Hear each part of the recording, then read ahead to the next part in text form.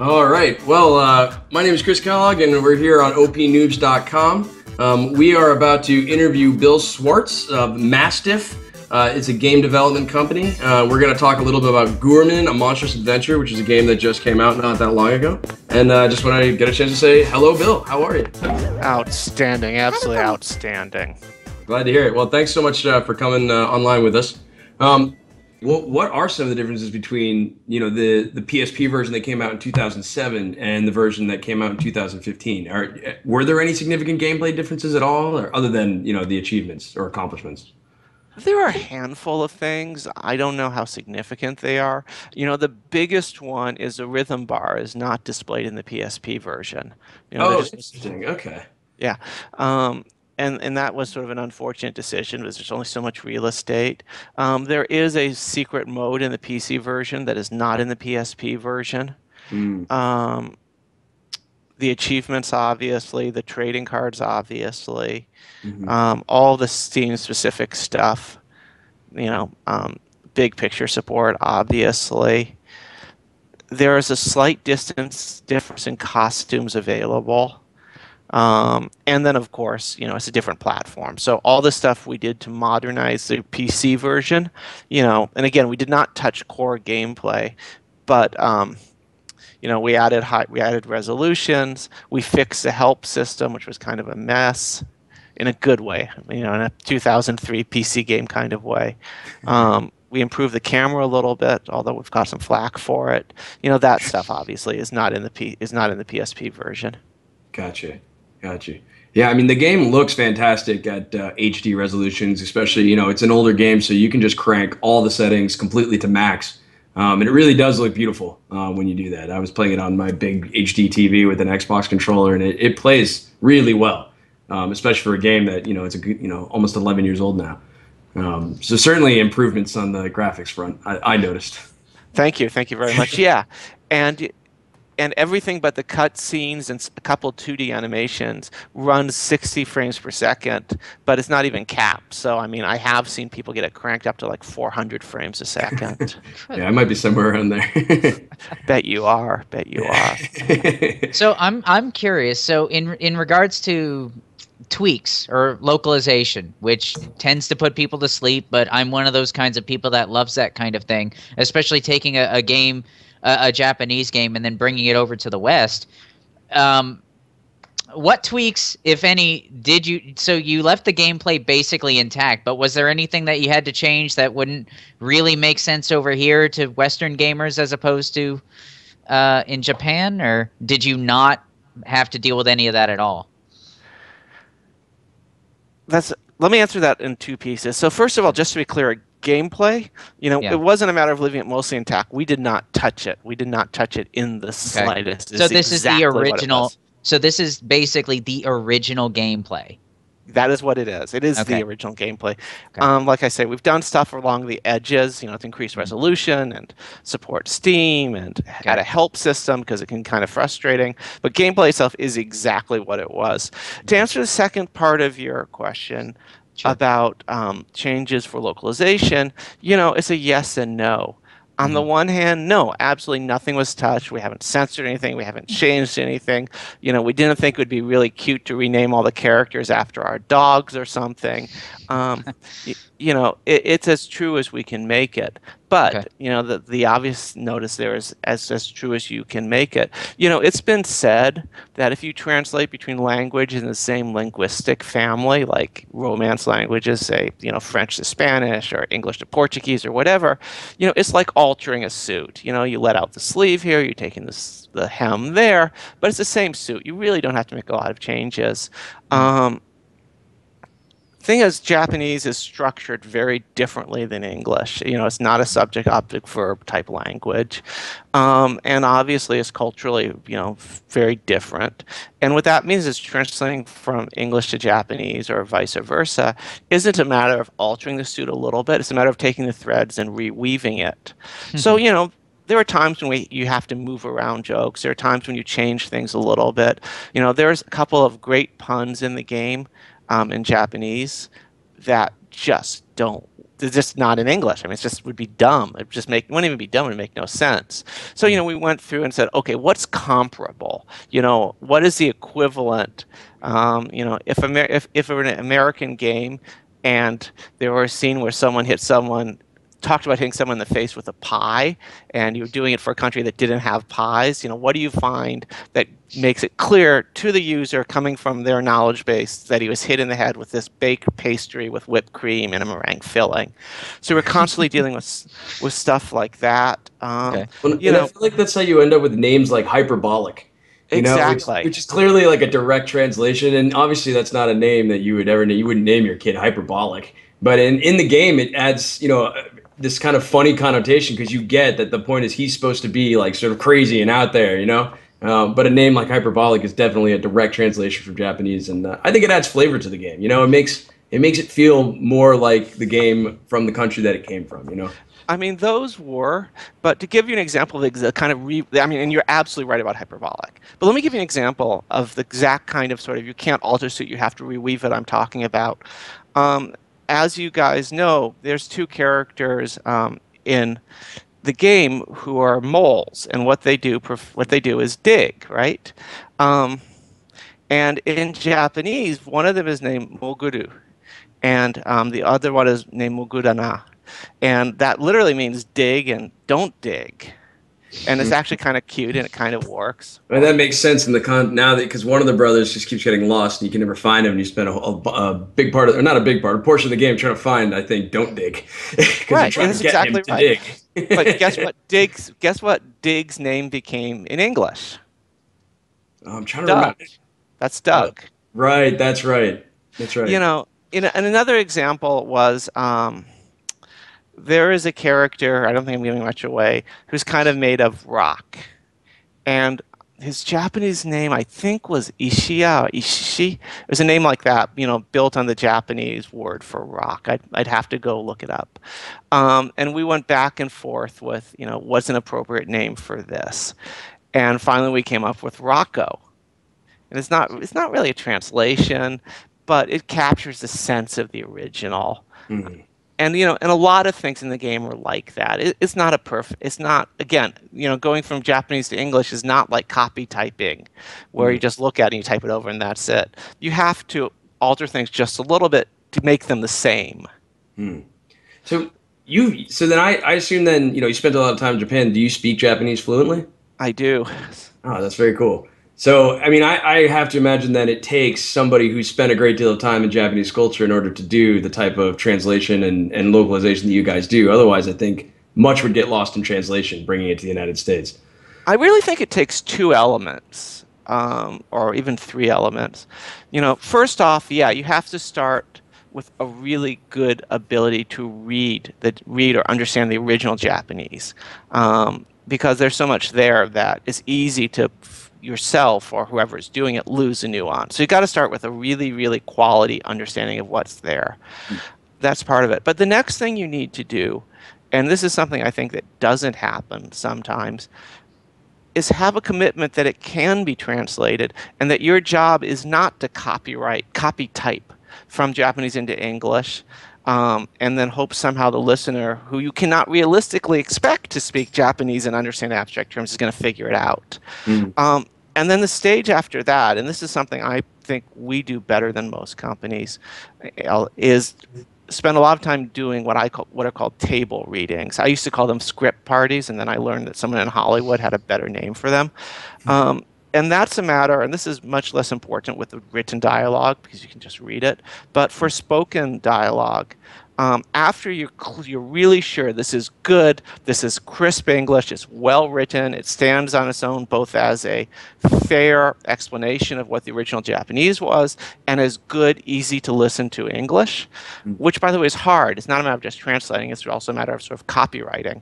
But when you're at that stage, you're good, then you gather around a table and you read through the script, you do the table reading, and you make sure it works. And you also, of course, have the Japanese script handy. And, and during that time, you're going to see stuff, oh, well, that sounded funny when we're writing it, but no, it doesn't work. Or, would this person talk in that tone? And you alter it. And And then it's after you've done all of that, you've really understood it, then you've done a really good translation, and then you've test-driven your translation at the table reading, that you can walk into the studio and then walk out with something that sounds really good. And and I'll say frankly that we've enjoyed a lot of praise for the quality of our voice acting. And I think about It's very good. I mean, it's phenomenal. Certainly, especially for I don't know if that quality of voice acting was available in the PSP version, but if it was, it's certainly an accomplishment for back then as well. Thank you. And 85% of the reason for that, 80%, the bulk of it comes from the fact that we were lucky that we could work with really, really qualified, really, really good voice actors like Tara Strong, and that we had a really good producer for the studio sections, Chris Zimmerman, who's absolutely brilliant. But another big chunk of the credit, and I don't know how to portion it, comes from the fact that the script itself is well written. It's tight.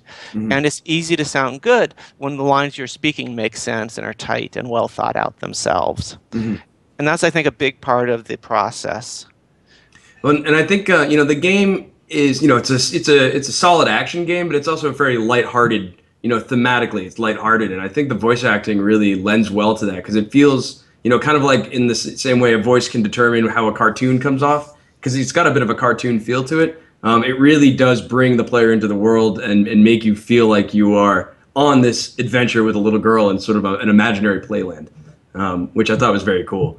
One of the questions that kind of popped in my mind, this is going a little off track from Gurumin a bit, but as you were talking about your work with other, localizing other games, if you could pick one game that came out of the Japanese market to bring to the United States that hasn't been brought yet, or maybe one game that you saw did come and you thought you could have just done a better job and wanted to work on it, what game would that be? That's a loaded question and a half. I'm going to say that. I'm very curious to know the answer.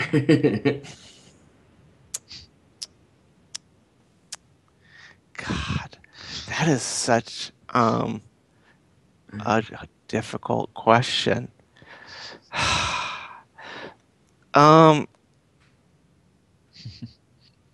You know what?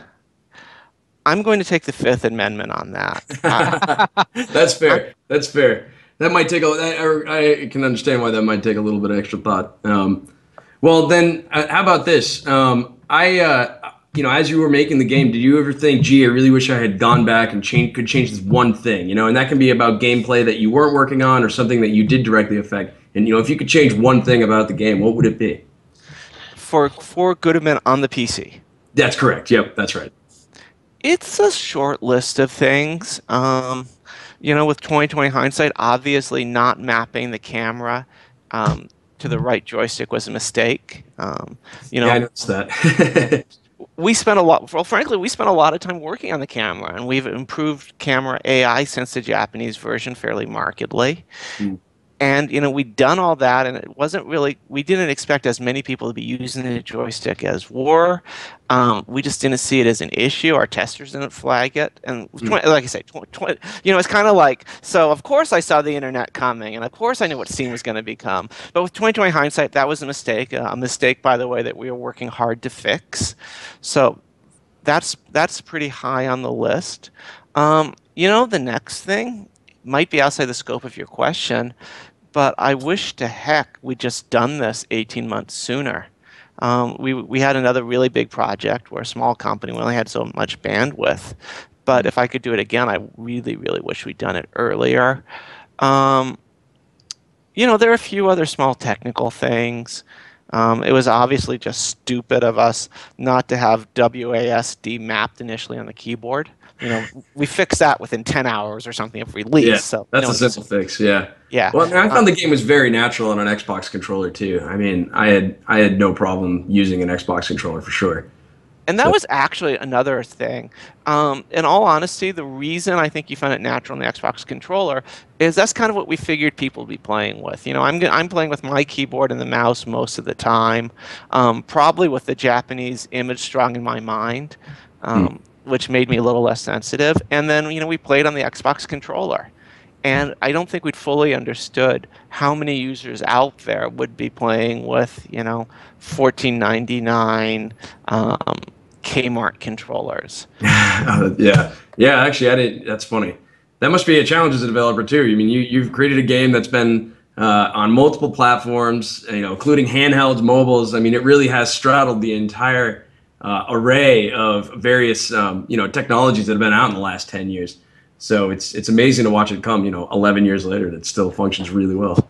Yeah, it's been quite a journey. It's been quite a journey. And I think what that speaks to is also just the quality of the art. I mean, there's a reason people still read Mark Twain. It's because it's great literature. And Gurumin is a great game. And we were also fortunate that we were able to, do what we could do to the graphics. And the underpinnings were all there to give it a little bit of polish. Mm-hmm.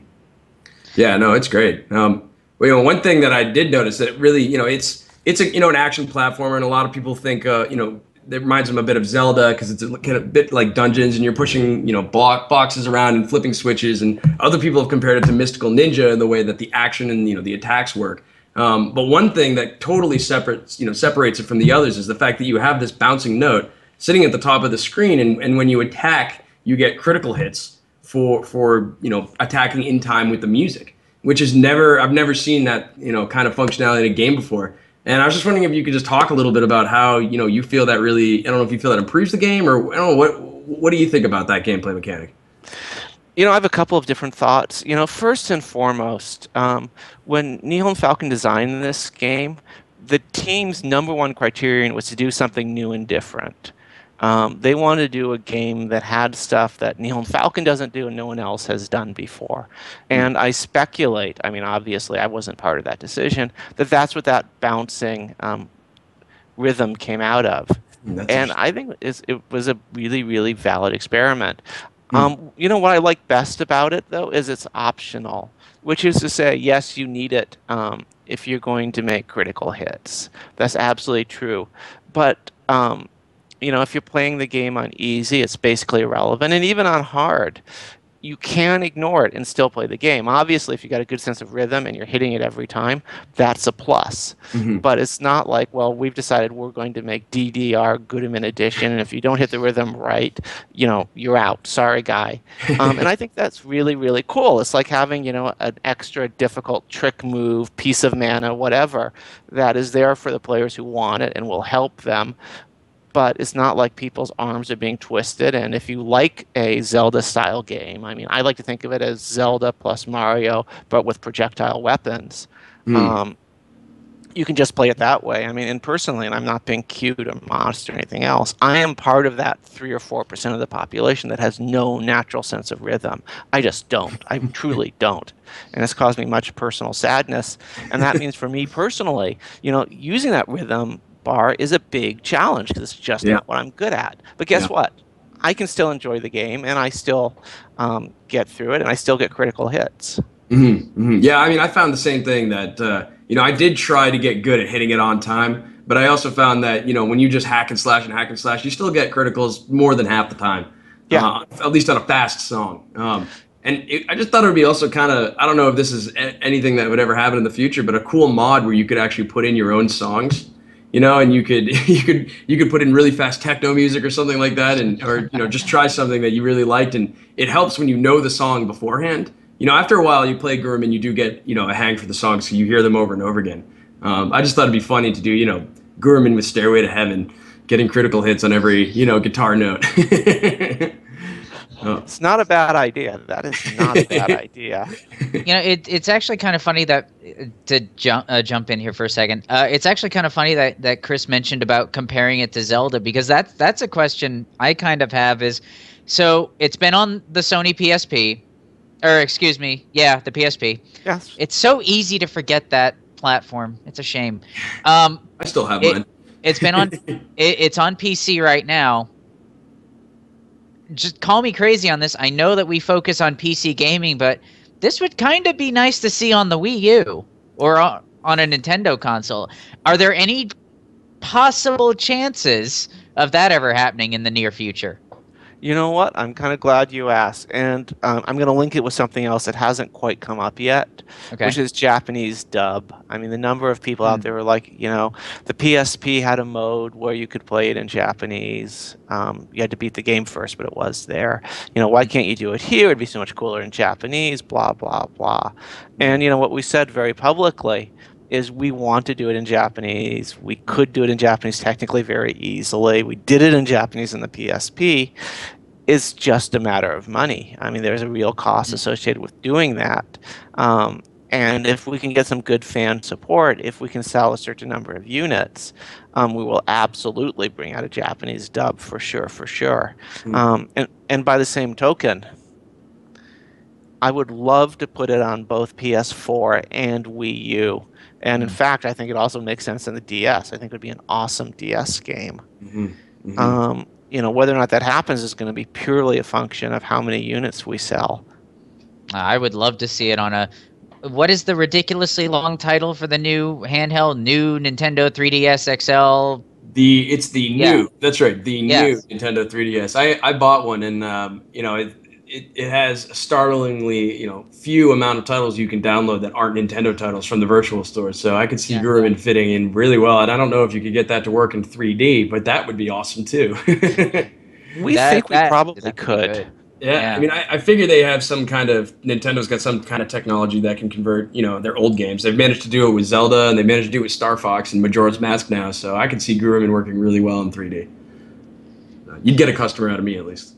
I would actually do it. I more or less want to experience the Oculus Rift version of it. I mean, I do not have a Rift, but Chris, I think at some point I may attempt to make that work this weekend. I don't know what's going to happen. It's got a way of making you dizzy really quickly on games that don't support it. But I'll do my best, that's for sure. Let me know how that goes. I'd be really curious. Yeah, I certainly will. will. Bill, I'm curious. I know you pled the fifth on this earlier, but I think you were more or less pleading the fifth on what games do you think you could do better. What game or what IP, I should say, would you want to work on next? In theory, not saying that you are. What would you like to work on? Well, I mean, first and foremost, exactly what we discussed. I mean, we're on Gurumin right now. I'd like to keep the party going. So you're going to be supporting Gurumin for the length of the foreseeable future. So we should expect more content? I'd like to. I'm not committing to it. I wasn't being cute at all when I said it's going to depend entirely on the level of fan support we get. Right. No, that makes sense. Yeah. Now, I know you had mentioned, I hate to throw this buzzword out because I think all of us are kind of a little tired of talking about crowdfunding at this point, but have you ever considered that? I would imagine that the fans could easily reach out, not only by buying copies of Gurumin, but a localization Kickstarter or Indiegogo or one of those other things. Has that ever been a possibility in the back of your mind to make it happen? It's not something I've really thought of. Okay. But, here's the deal. Sure. Indiegogo, Kickstarter, whatever, I think work really, really well can work really well for bringing a concept to a finished reality. And, doing an Indiegogo project to bring Gurumin out on Steam, for example, would have made sense because you're going from 0 to 1. But what we're talking about here is extending the viability of a game that's already proven to be viable. And, if we can't sell a reasonable number of Gurumin, hypothetically, that tells me that there's just not a lot of interest in it. And even if a small group of people were able to raise money to localize it, which probably wouldn't happen, by the way, because, if you've got enough interest to succeed on Kickstarter, you've got enough interest in the game for it to move really nicely. But if you can't sell enough copies of the game to make it worthwhile doing a Japanese version, in its current incarnation, that tells me that even if you do they'll spend the money and worse the bandwidth doing the Japanese version, you're only going to be selling it to the 500 guys who really want it.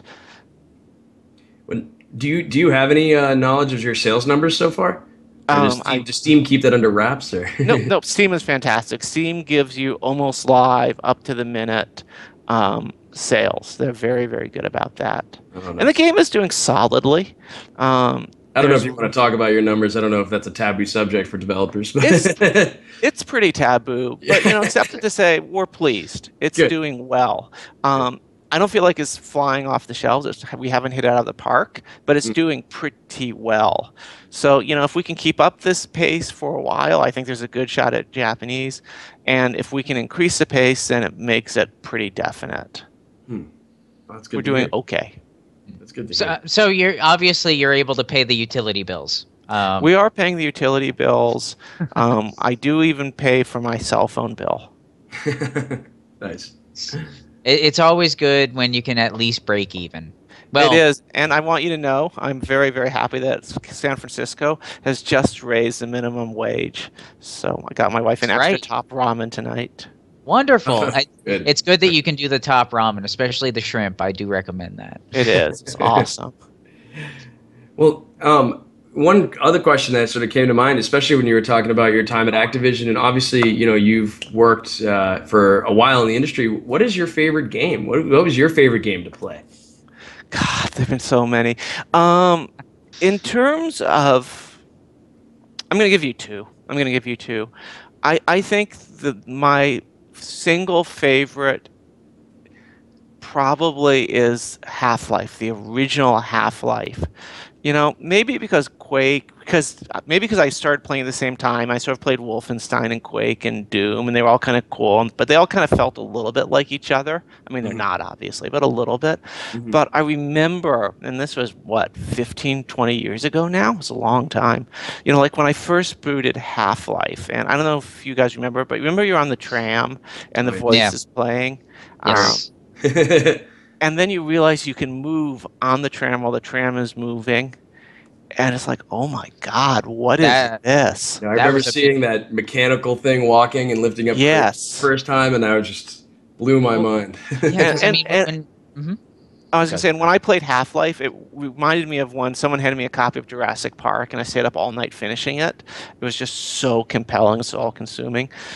For me, the original Half-Life was like that, because not only was it great, but there were other great games out there. It was great in a way I'd never seen before. It sort of opened my eyes to this whole new way of doing things. So that's way up there. In terms of games I've personally worked on or produced, let's just say obviously, but Tenchu would be next. The original Tenchu. Ninja Stealth Assassins, Live by Honor, Kill by Stealth. Oh, I love that one. Oh gosh, yeah. So many hours of my life were drawn away by that one. But I can definitely see where you're coming from with the Half-Life thing, because when I was starting on the tram and I was just listening to the announcements as you're traveling through as Freeman, and as soon as I realized I can move around on the tram before the game even begins, holy crap, because that had never been done before. No. You had never had that much free movement. I remember that. But, to me, and at the same time, that just shows the depth of thought that was put into that game. The announcements on the tram, I haven't played this game for 15 years, but I still remember them. Openings in low clearance security. What a wonderful concept, that low clearance security versus high clearance security. Stay in shape, the life you save may be more than your own. All of this stuff just makes it feel like a real world has been built. Yeah. Well, and we play a lot of games like that now. We kind of take that for granted today. The quality of first-person shooters and the fact you've got these dynamic environments and great voice acting. And one of the things I really did like about Gurumin too is that it kind of harkens back to a day when we didn't have necessarily great voice acting or even very good graphics. It brought me back to a day like for the N64 days. Except it's got modern graphics and great voice acting now that make it a modern game. But I like that it brought me back to that past time, before Half-Life, before we had all these really, super detailed games. And I think a lot of folks feel that way. I think the nostalgic factor for Gurumin, for a lot of folks, is pretty big. Did you encounter that at all, with talking to fans or other folks, that they felt, strong sort of nostalgic feelings about it? Not so much. I mean, we get a lot of hardcore fans who are like, I played it on the PSP. And I'm glad to play it now. We see some of that, and we certainly see some of, oh my God, this feels like the old days. But by and large, no. I would guess that most fans, and I don't know if that's 60 or 80 or 90%, but the bulk of fans really sort of aren't interested in the past. They're like, oh my gosh, this is fun, or oh my gosh, this is really cutesy but kind of hard.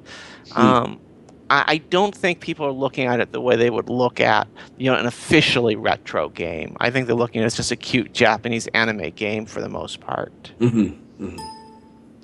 Well, in regards to the game, honestly, I hate to say this, but Chris has been hogging the game thus far. So he's had the most experience with it. I can say that I did play it back in 2004. God, it was fun. The experiences that I've had with it now, honestly, they do mirror back then. I'm a big fan of retro, big fan of nostalgia. And I really do appreciate that you took the time out of your busy schedule to, pay the utility bills and talk to us about the game. Thank you for having me. No, Wait, absolutely. I've got one closing question though, just before we finish up, Steve. All right. So we did also take some trouble to look up other games that Mastiff's worked on, and we just had to know, what is Major League Eating the game? Major League Eating the game is awesome. We give you the opportunity to be one of the 4 horsemen of the esophagus. Where can I find this game? Where can we download this? WiiWare, the Nintendo store. Oh, okay. All right. Good.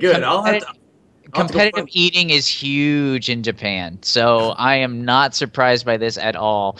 But I can only imagine the move mechanics on that thing. Well, and that's why we did it. Honestly, that is why we did it. When we did this, WiiWare was brand new. The Wii was kind of new. And we wanted to do something different. And so we came up with this game, which is essentially a rhythm game, using the Wiimote kind of as a shaker. Also, just to be clear, this was done with the Major League Eating Federation, which are the people that do the 4th of July Coney Island hot dog eating contest. Okay. Yeah. And it's all the eaters in the game are licensed from the Major League Eating Association. That's amazing. Did they get royalties from your game? Say it again? Did they get royalties from your game? They get snacks. Exactly. Yeah, they get to scare my top ramen, which doesn't take very long to scarf down. But yes, of course. I mean, it's a licensed product. That's funny, though. I wouldn't think that they got royalties from anything, so that's amazing. Guys who are serious about it can make a nice living, or certainly a really good second living out of it eating. And I will add, by the way, in all seriousness, in terms of the people I met, I have to say that Major League Eating was probably the most fun project I ever worked on. The professional eaters are an incredible blend. First of all, they're all athletes, and I don't mean that sarcastically. You look at them, and most of them did something. They played baseball in college. They were track stars in high school. Very few exceptions. They're all athletes to start with. They're competitive. That's what it comes down to, I imagine. And that's the thing about it. It's a great blend. On the one hand, they're seriously competitive. On the other hand, they don't take it too seriously. They want to have fun with it, but they want to win. And they're also willing to take this insanely ridiculous thing and extend it to its furthest logical conclusion. It was a great project. And you know what? There are people out there, critics, who are hating on it just because they thought it was gross. They thought Major... Oh my God, is that your wife in the background? No. She's been playing Pikmin, I think. Right? She's just sucking on the eye. What's that? What was that? Sorry, say it again. Who's that? That's my girlfriend. Hey, girlfriend. How are you doing? But no, Major League... what I was saying, though, is there was a big contingent of press, not everyone, but a bunch of people, who are like, oh my God, it's so gross. You can fart in this thing. You can throw up in this thing. And Major League Eating sucks. And it's all about fat people. And if I want to see fat people, I'll go to Walmart. And what's wrong with you? And I hate you. And it's like, guess what? One, Major League Eating, when they broadcast the 4th of July contest, gets like 20 million viewers. I mean, a lot of people, see both the competition and the humor in it. And two, if you don't like the game and you consider yourself a journalist, then guess what? Go after the play mechanics. Go after the graphics. Yeah. Tell me it's not balanced. It's gross, man. Well, yeah, so is this one. Well, hopefully we see a sequel. I would like to see that come to Steam personally and on Oculus Rift. But even so, Bill, it's been an absolute blast. I hope Gurumin goes for a very, very long time. I would love to see an additional audio track added to it. And if at some point, we'd love to have you back on, and we need to talk about a sequel to not only Gurumin but definitely competitive eating. I think we should have a competitive eating on Skype. Anytime, any place, I'm there. Thank you, guys. I had a blast. Absolutely. Really good to meet you, Bill. Thanks for talking to us. Thank you. Bye-bye. Bye.